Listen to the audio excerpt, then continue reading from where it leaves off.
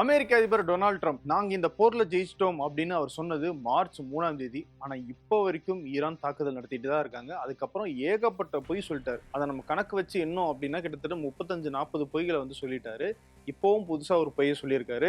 ஈரானுடைய அதிபர் Masoud Pezeshkian தன்னை தொடர்பு கொண்டு நாங்க பேச்சுவார்த்தைக்கு வரோம், தாக்குதலை நிறுத்துங்க, சீஸ்ஃபயருக்கு நாங்க ஓகே சொல்றோம் அப்படின்னு சொன்னதாக டொனால்ட் ட்ரம்ப் ட்ரூத் சோஷியல் மீடியால போட்டிருக்காரு. ஆனா மசூத் பெசஸ்கியானுடைய பதில் வேறையாக இருக்கு. அது மட்டும் இல்ல, ஈரானை நாங்க கற்காலத்துக்கு அனுப்ப போறோம் அப்படின்னு டொனால்ட் ட்ரம்ப் பேசியிருக்காரு. இதுக்கும் ஒரு பதிலடியை கொடுத்திருக்காரு ஈரானுடைய பிரசிடென்ட். அவர் ஒரு முக்கியமான கடிதத்தை வெளியிட்டிருக்காரு.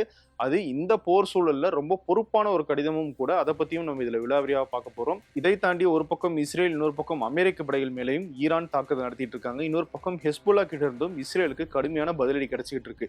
இது எல்லாத்தையும் பத்தி தான் இன்னைக்கு வீடியோல பார்க்க போறோம். இது டிகோட் பை வெங்கட்.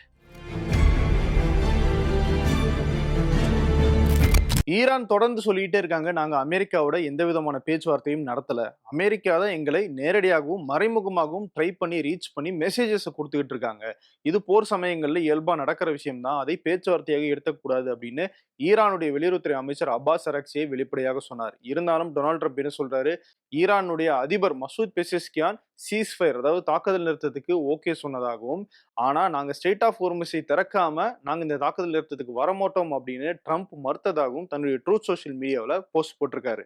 ட்ரம்ப் போட்டிருக்கிற இந்த போஸ்ட் உண்மையாக இருக்க வாய்ப்பே இல்லைன்னு சொல்றாங்க சர்வதேச அரசியல் பார்வையாளர்கள். காரணம், இப்போ ஈரான்ல இந்த போர் தொடர்பான அடுத்த கட்ட நடவடிக்கை என்ன அப்படிங்கிற முடிவெடுக்கிற அதிகாரம் சுப்ரீம் நேஷனல் கவுன்சில் கிட்ட தான் இருக்கு. அதுல அதிபர் மசூத் பெசஸ்கியான் ஒரு உறுப்பினராக வேணா இருக்கலாமே தவிர அவருக்கு முழுமையான அதிகாரம் இல்லை. அவங்க இந்த சுப்ரீம் நேஷனல் கவுன்சில்ல முடிவெடுத்து அதை சுப்ரீம் லீடர் முஜ்தபா கமேனிக்கு அனுப்புவாங்க. அவர் தான் அதுல இறுதி முடிவு எடுப்பாங்க. அப்படி எடுக்கப்படுற இறுதி முடிவை அமெரிக்கா கிட்டேயோ இல்ல தங்களுடைய நட்பு நாடுகள் மூலமாக அமெரிக்கா கிட்டேயோ அந்த செய்தியை கொண்டு போய் சேர்க்கணும் அப்படின்னா அந்த இடத்துல இருக்கிறது ஈரானுடைய வெளியுறவுத்துறை அமைச்சர் அப்பாஸ் அரக்சி.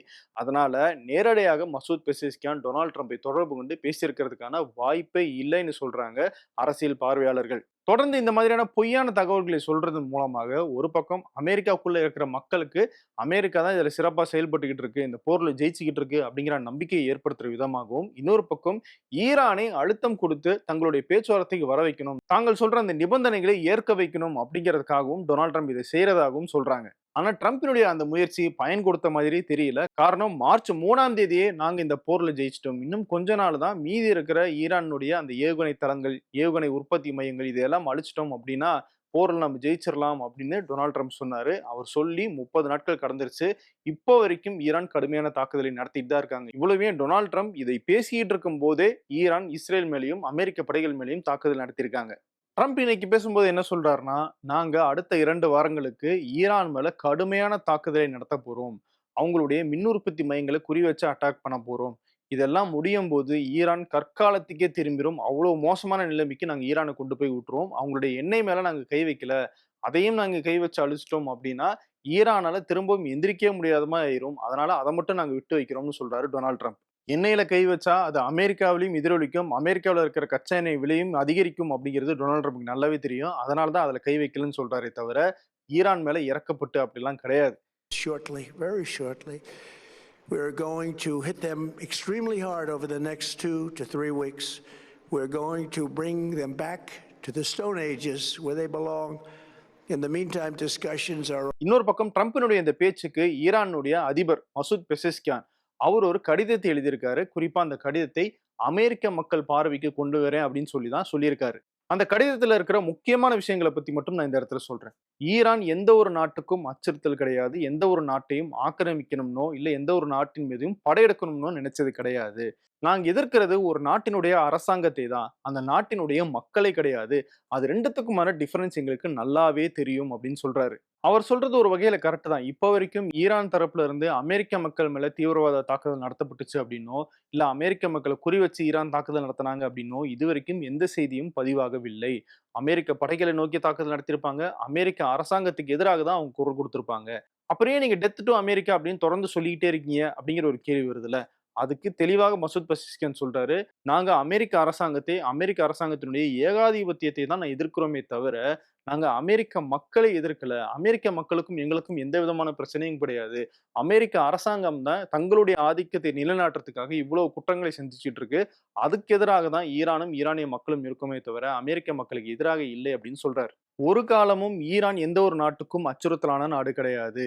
ஆனால் அப்படி அச்சுறுத்தலே இல்லாத போதும் பவர்ஃபுல்லாக இருக்கிற நாடுகள் என்ன பண்றாங்க? அச்சுறுத்தலை உருவாக்குறாங்க.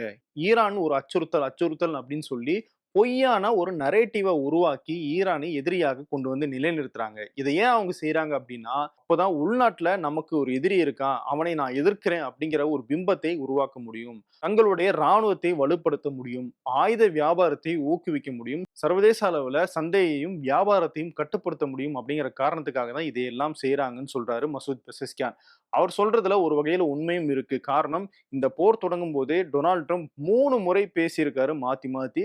அந்த 3 முறையும் யாரோ ஒருத்தர் பங்குச் சந்தையில லாபம் சம்பாதிச்சுட்டே இருந்திருக்காங்க அப்படிங்கிறத நம்ம பார்க்க முடியுது.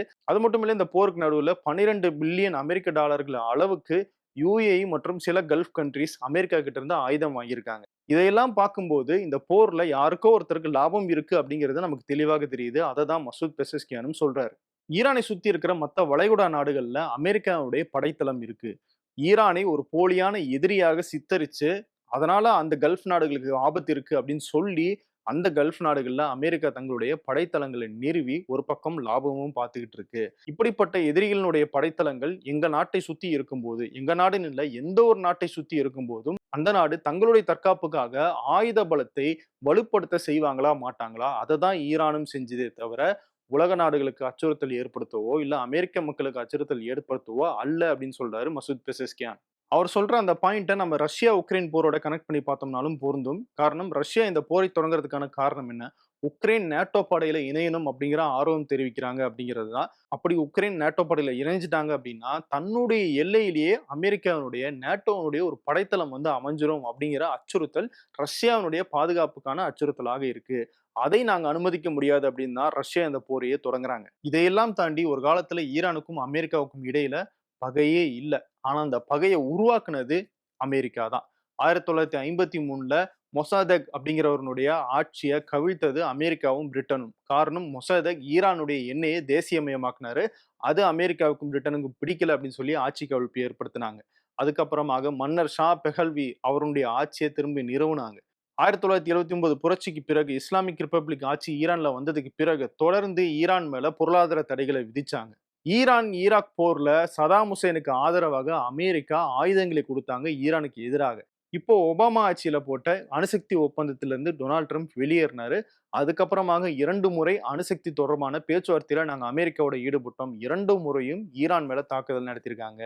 இவ்வளவு அட்டூழியங்களை அமெரிக்கா எங்க மேல செஞ்சதுக்கு பிறகு, எங்க அரசாங்கத்துக்கும், எங்கள் மக்களுக்கும் எப்படி அமெரிக்கா மேல நம்பிக்கை இருக்கும்? அமெரிக்கா மேல எங்களுக்கு கோபம் வர்றதுல என்ன தவறு இருக்கு? அப்படின்னு கேட்கிறாரு மசூத் பெசஸ்கியான். சரி இந்த போர எங்க மேல தொடங்குறீங்க. இதனால அமெரிக்க மக்களுக்கு என்ன நலன் கிடைக்க போகுது? அப்படின்னு கேட்கிறாரு. ஈரானால உண்மையான அச்சுறுத்தல் அமெரிக்காவுக்கு இல்லை. ஈரான்ல இருக்கிற குழந்தைகள கொல்றீங்க, பொதுமக்கள கொல்றீங்க, மருந்து தயாரிக்கிற நிறுவனங்கள் மேல தாக்குதல் நடத்துறீங்க, ஸ்கூல், ஹாஸ்பிட்டல்ஸ் மேல தாக்குதல் நடத்துறீங்க. இதையெல்லாம் தாண்டி நாங்க கற்காலத்துக்கே ஈரானை கொண்டு போயிருவோம் அப்படின்னு சொல்றீங்க. இதனால அமெரிக்க மக்களுக்கு என்ன பலன் இருக்கு? அமெரிக்காவை சர்வதேச அரங்குல அவமானப்படுத்துறது தான் இந்த செயல்கள் மூலமாக நடக்குதே தவிர, இதுல அமெரிக்க மக்களுக்கு பயனே இல்லைன்னு சொல்றாரு மசூத் பெசஸ்கியான். ஈரான் மேல போற ஒரு பக்கம் தொடங்கிட்டு, இன்னொரு பக்கம் பாலஸ்தீனத்துல அட்டூழியத்தை செஞ்சுகிட்டு இருக்கு இஸ்ரேல். அதுக்கு அமெரிக்க மக்களாகிய நீங்களும் உங்களுடைய வரி பணத்தை குடுத்துக்கிட்டு இருக்கீங்க. இந்த மாதிரியான தாக்குதல்களை ஈரான் எதிர்கொள்றது புதுசு கிடையாது. நாங்க வரலாற்றுல பலமுறை இதை எதிர்கொண்டுட்டு இருக்கோம்.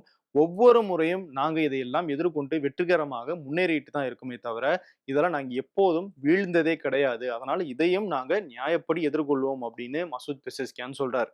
அதுல ஒரு எச்சரிக்கையும் குடுத்திருக்காரு. ஈரானுடைய மின் உற்பத்தி திட்டங்கள் மேல நீங்க கை வைக்கிறதன் மூலமாக அதனுடைய தாக்கம் அப்படிங்கிறது எல்லையை கடந்தும் இருக்கும். இந்த பகுதியே ஒரு இன்ஸ்டெபிலிட்டிக்குள்ள போகும். மிகப்பெரிய பிரச்சனைகள் பல ஆண்டுகளுக்கு நீடிக்கும். இதெல்லாம் வேணுமா? அப்படிங்கிறத யோசிச்சுக்கங்க.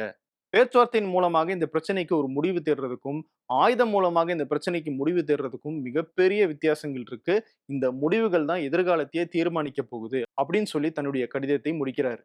கடிதம் எல்லாம் நல்லா தான் இருக்கு. ஆனா ஈரான் பண்றதெல்லாம் சரியா? ஈரானுக்குள்ள எவ்வளவு தூரம் மனித உரிமை மீறல் இருக்கு? எவ்வளவு மக்கள் ஒடுக்கப்படுறாங்க? பெண்கள் ஒடுக்கப்படுறாங்க? மத அடிப்படைவாதிகளாக இருக்காங்க. இதெல்லாம் சரியா? அப்படிங்கிற ஒரு கேள்வி உங்களுக்கு வரலாம். ஈரான் பண்றதுல நெறைய தவறுகள் இருக்கு. ஆனா அதையெல்லாம் தட்டி கேட்கிற யோக்கியதை அமெரிக்காவுக்கு இல்ல அப்படிங்கிறது தான் நம்ம இந்த இடத்துல புரிஞ்சுக்கணும். ஈரான் மேல நம்ம இவ்வளவு குற்றச்சாட்டுகள் வைக்கிறோம். அதெல்லாம் தவறுதான். அதுல மாற்று கருத்தே கிடையாது. ஆனா ஈரான்ல இதுக்கு மத்தியிலும் வளர்ச்சி நடந்துட்டு தான் இருந்திருக்கு. ஈரான்ல அவ்வளவு சயின்டிஸ்ட்டுகள் உருவாகியிருக்காங்க. ஸ்பேஸ் ரிசர்ச் சென்டர் வச்சிருக்காங்க. டெக்னாலஜில அவ்வளவு தூரம் முன்னேறி இருக்காங்க. இந்த போரை இவ்வளவு நாள் தாக்குப்பிடிக்கிற அளவுக்கு ஏவுகணைகளை சுயமாக உருவாக்கியிருக்காங்க. இதையெல்லாம் தாண்டி நிறைய பெண் ஆராய்ச்சியாளர்கள் ஈரான்ல இருக்காங்க. இவங்களுடைய பங்களிப்பின் மூலமாக தான் ஈரான் இந்த இடத்துல நிக்குது. நமக்கு ஈரான் பத்தி கிடைக்கிற தகவல்கள் எல்லாமே மேக்சிமம் மேற்கத்திய ஊடகங்கள், அதாவது அமெரிக்கா ஆதரவுல இருக்கிற ஊடகங்கள் கிட்ட இருந்து தான் தகவல் வந்துகிட்டே இருக்கு தவிர, ஈரானுக்குள்ள போனவங்களுடைய கருத்து வெவ்வேறாக இருக்கு. அந்த வகையில எழுத்தாளர் முத்துகிருஷ்ணன் அவர் ஈரானுக்குள்ள பயணம் போயிருக்காரு. அந்த பயணத்தை பத்தி, ஈரானுடைய மக்கள பத்தி அவர் நம்ம கிட்ட பதிவு பண்ணியிருக்காரு. அந்த வீடியோனுடைய லிங்க்க நான் கமெண்ட்ஸ்ல குடுக்குறேன். அத பாருங்க. ஈரான் எப்படிப்பட்ட நாடு அப்படிங்கிறது இன்னும் உங்களுக்கு தெளிவாக புரியும். இப்பவும் ஈரான் மக்களுக்கு ஈரான்ல இருக்கிற ஆட்சி மேல அதிருப்தி இருக்கதான் செய்யுது. ஆனா, அந்த ஆட்சி மாற்றத்தை நாங்க தான் கொண்டு வரணும் அப்படின்னு ஈரான் மக்கள் நினைக்கிறாங்களே தவிர, இஸ்ரேலும், அமெரிக்காவுக்கும் எங்களுக்கு உதவ தேவையில்லை. அவங்க உதவுறோம் அப்படிங்கிற பேர்ல எங்க மக்களை தான் கொல்றாங்க, எங்க குழந்தைகள கொல்றாங்களே தவிர, அவங்க எங்களுக்கு உதவி செய்யலை அப்படின்னு ஈரான் மக்களுக்கு நல்லாவே தெரியுது. அதனால தான் இப்போ ஈரான் அரசாங்கத்துக்கு எதிரான எந்த விதமான போராட்டங்களும் அங்க நடக்கல. இன்னும் சொல்லப்போனா, ஈரான் மேல தொடுக்கப்பட்ட இந்த போரால ஈரான் மக்கள் ஈரான் அரசாங்கத்துக்கு ஆதரவாக திரும்பியிருக்காங்க. இது ஆட்சிக்கு பலம் சேர்த்திருக்கு அப்படிங்கிறது தான் உண்மை. அதெல்லாம் சரி, ஈரானை கற்காலத்துக்கு அனுப்பிருவோம்னு சொல்ற டொனால்ட் ட்ரம்ப், அவர் இப்ப என்ன பண்ணிட்டு இருக்காரு அப்படின்னு பார்த்தோம்னா, பொய் மேல பொய்யா சொல்லிட்டு இருக்காரு. அமெரிக்கா செய்ற போர்க்குற்றங்களை எல்லாம் வெளிப்படையாக பேசிட்டு இருக்காரு. அது ஒரு அச்சுறுத்தலாக பயன்படுத்திட்டு இருக்காரு. டிப்ளோமசின்னா என்னன்னு தெரியல. பேச்சுவார்த்தை நடத்தும்போதே தாக்குதல் நடத்திட்டு இருக்காரு. ஈரான்ல ஒரு ஸ்கூல் மேல தாக்குதல் நடத்தப்பட்டு 165 குழந்தைகள் கொல்லப்பட்டிருக்கு. காசாவுல 20,000க்கும் மேற்பட்ட குழந்தைகளை கொன்ன, அப்பாவி பொதுமக்களை கொன்ன இஸ்ரேல் அரசாங்கத்துக்கு ஆதரவு கொடுத்துட்டு இருக்காரு. பாலஸ்தீன மக்களை தூக்குல போடுவோம் அப்படின்னு புதுசா சட்டம் கொண்டு வந்த இஸ்ரேல ஆதரிச்சுக்கிட்டு இருக்காரு. இதையெல்லாம் செய்யறதன் மூலமாக ஆல்ரெடி டொனால்ட் ட்ரம்ப் அமெரிக்காவை கற்காலத்துக்கு கொண்டு போயிட்டாரு அப்படின்னு தான் நம்ம சொல்லணும். இதையெல்லாம் பார்க்கும்போது மாடர்னா கோட் சூட் போட்ட ஒரு காட்டு மிராண்டியாக தான் கற்காலத்துல இன்னும் டொனால்ட் ட்ரம்ப் வாழ்ந்துகிட்டு இருக்காரு அப்படிங்கிறது நமக்கு தெளிவாக தெரியுது. ஆனா இவரு ஈரானை கற்காலத்துக்கு கொண்டு போயிருவேன் அப்படின்னு பேசிட்டு இருக்காரு. அதிகாரத்துல இருக்கிறவங்க ஒருத்தரை எதிரியா ஆக்கவும் முடியும். அவங்க நமக்கு தேவை அப்படின்னா அவங்களை நண்பராக்கவும் முடியும். அதை தான் மசூத் பெசஸ்கியான் தன்னுடைய கடிதத்திலையும் சொல்றாரு. இப்போ இந்த வீடியோல நீங்க பார்த்துட்டு இருக்கிற அந்த நபர் அல் ஷாரா. இவரு சிரியாவினுடைய இப்போதைய அதிபர். இவர் எங்க போய்கிட்டு இருக்காருன்னா, பிரிட்டனுடைய பிரதமர் ஸ்டாமர் இருக்கிற பிரிட்டன் பிரதமர்களுடைய மிக பிரபலமான வீடு 10 டவுனிங் ஸ்ட்ரீட்டுக்கு போறாரு. அங்க அவருக்கு சிவப்பு கம்பள வரவேற்பு கொடுக்கப்படுது. சரி, இதுல என்ன தப்பு அப்படின்னு நீங்க கேட்கலாம். இந்த அல்ஷாரா ஒரு காலத்துல அல்கொய்தா சார்புல சண்டையிட்ட ஒரு பயங்கரவாதி. அது மட்டும் இல்ல, சிரியாவுல ஆட்சி கவிழ்ப்பு முயற்சியில ஈடுபட்ட ஆயுத குழு ஒன்றினுடைய தலைவரும் கூட. இவர் ஒரு தேடப்படும் பயங்கரவாதியாக அமெரிக்காவால அவருடைய தலைக்கு விலை நிர்ணயம் செய்யப்பட்டிருந்துச்சு, தடை விதிக்கப்பட்டிருந்துச்சு. அப்படிப்பட்ட இவருடைய ஆயுத குழு ஒரு நாள் திடீர்னு சிரியாவுல ஆட்சியை பிடிக்கிறாங்க. உடனடியாக இவர் மேல விதிக்கப்பட்ட அந்த தடைகளை எல்லாம் அமெரிக்கா நீக்கிறாங்க. டொனால்ட் ட்ரம்ப் இவரோட கை குலுக்குறாரு. பிரிட்டன் பிரதமர் தன்னுடைய வீட்டுக்கு சிவப்பு கம்பள வரவேற்பு கொடுத்து வரவேற்கிறாரு. அமெரிக்கா, பிரிட்டன் போன்ற வல்லரசுகளுக்கு ஒரு நாட்டுல இருக்கிற அரசாங்கம் தங்களுக்கு சாதகமாக இருக்கணும் அப்படிங்கறதா எதிர்பார்ப்பாக இருக்கும். அப்படி இப்ப அல்ஷாரா சிரியாவுல ஆட்சியை பிடிச்சிருக்காரு. அவர் பயங்கரவாதி அப்படிங்கறதெல்லாம் அவங்களுக்கு முக்கியம் கிடையாது. இப்ப அவங்க அமெரிக்காவுக்கும் பிரிட்டனுக்கும் சாதகமாக இருக்காங்களா அப்படிங்கிறது தான் அவங்களுடைய தேவை. ஸோ அந்த அடிப்படையில இப்ப அவங்க ஆதரிக்கிறாங்க. இன்னொரு பக்கம் அல்ஷாரானுடைய ஆட்சி ஈரானுக்கு எதிராகவும் இருக்கு. காரணம், சிரியா வழியாக தான் ஹமாஸுக்கும் ஹெஸ்புல்லாவுக்கும் ஈரான் தங்களுடைய ஆயுதங்களை எல்லாம் கொண்டு போய்கிட்டு இருந்தாங்க. இப்ப அதுக்கும் தடை விதிச்சிருக்கு அப்படிங்கறதுனால தான். நல்லா யோசிச்சு பாருங்க. சிரியாவுல ஒரு முன்னாள் பயங்கரவாதியினுடைய ஆட்சியை அங்கீகரிக்கிற அமெரிக்காவும் பிரிட்டனும், இன்னொரு பக்கம் ஏமன்ல ஹவுதிகளுடைய ஆட்சியை அங்கீகரிக்கல. இவ்வளவுமே பாலஸ்தீனத்துக்கான அரசாங்கத்தையும் இன்னும் அவங்க அங்கீகரிக்காம இருக்காங்க. இதுதான் இவங்களுடைய பாரபட்சம். இவங்க தான் உலகத்துக்கு நாட்டாம பண்றாங்க, நியாயத்தையும் சொல்றாங்க. நாங்க ஈரானுடைய விமானப்படைகள், கடற்படைகள், ஈரானுடைய ஏவுகணை தளங்களை எல்லாம் அழிச்சிட்டோம்னு டொனால்ட் ட்ரம்ப் தொடர்ந்து பேசிக்கிட்டே இருக்காரு. ஆனா அவர் பேசிக்கிட்டு இருக்கும்போது நூற்றுக்கணக்கான ஏவுகணைகளை இஸ்ரேல் மேல ஏவிருக்காங்க ஈரானுடைய IRGC படையினர். இதுல கடுமையான சேதம் ஏற்பட்டிருக்கிறதாக இஸ்ரேல்ல இருந்து வெளியாகிற செய்தி ஊடகங்கள்ல தகவல் வெளியாகி இருக்கு. அது மட்டும் இல்ல, UAE, பஹ்ரைன்ல இருக்கிற அமெரிக்க ராணுவ படைத்தளங்கள் மேலேயும் அவங்க ஒளிஞ்சிருந்த இடங்கள் மேலேயும் நாங்க தாக்குதல் நடத்தியிருக்கிறதாக IRGC சொல்லியிருக்காங்க. இதுல 30க்கும் மேற்பட்டவங்க நிச்சயமாக கொல்லப்பட்டதாக உறுதியா சொல்றாங்க. இந்த ராணுவ வீரர்களுடைய குடும்பத்தினர் எல்லாம் போன் பண்ணி அவங்க உயிரோட இருக்காங்களான்னு செக் பண்ணிக்கங்க. ஏன்னா ஏன்னா உங்களுடைய அரசாங்கம் இந்த தகவலை எல்லாம் உங்ககிட்ட சொல்லாம மறைச்சிருதுன்னு IRGC சொல்றாங்க. இன்னொரு பக்கம் ஓமனுக்கு பக்கத்துல அரபிக்கடல்ல இருந்த USS ஆப்ரஹாம் லிங்கன் கப்பல் பின்வாங்கி இந்திய பெருங்கடலினுடைய வடக்கு பகுதியில நிலைநிறுத்தப்பட்டிருக்கிறதாக IRGC சொல்லியிருக்காங்க. ஏன்னா நாங்க தாக்குதல் நடத்திக்கிட்டே இருக்கோம் அப்படிங்கிறதுனால சேதம் ஏற்படக்கூடாதுன்னு பயந்து பின்வாங்கிட்டாங்கன்னு IRGC சொல்றாங்க. அந்த கப்பலை நோக்கியும் ஏவுகணை மற்றும் ட்ரோன் மூலமாக தாக்குதல் நடத்தப்பட்டுக்கிட்டு இருக்கு அப்படின்னு அவங்க சொல்றாங்க. இதை விட முக்கியமா அவங்க சொன்ன விஷயம் என்னன்னா, அமெரிக்காவும், இஸ்ரேலும் எங்களுடைய ஏவுகணை தளங்களை, ஏவுகணை உற்பத்தி மையங்களை அழிச்சிட்டதாக மார்தட்டி பேசிட்டு இருக்காங்க. ஆனா, நீங்க அழிச்சிட்டதா நெனச்சிட்டு இருக்கிறது எல்லாமே ரொம்ப சாதாரணமான இடங்கள் தான். ஆனா, உண்மையாக நாங்க இந்த ஏவுகணைகள் எல்லாம் எங்க வச்சிருக்கோம், எங்க உருவாக்குறோம் அப்படிங்கிறத உங்களால கண்டுபிடிக்கவே முடியாது. அது மிகப்பெரிய அளவுல இருக்கு. அதனால எங்களுடைய ஏவுகணை திட்டங்களை எல்லாம் அழிச்சிட்டோம் அப்படின்னு ஆணவத்துல இருக்காதீங்க. பதிலடி பயங்கரமாக இருக்கும் அப்படிங்கிற எச்சரிக்கையும் IRGC குடுத்திருக்காங்க. علیه اهداف تروریست‌های آمریکایی صهیونی ضربات مهلکی را بر آنها وارد نمودند. در این هجوم کوبنده یک کشتی کانتینربر دیگر متعلق به رژیم صهیونیستی در آبهای میانی خلیج فارس مورد اصابت موشک‌های بالستیک نیروی دریایی سپاه قرار گرفت.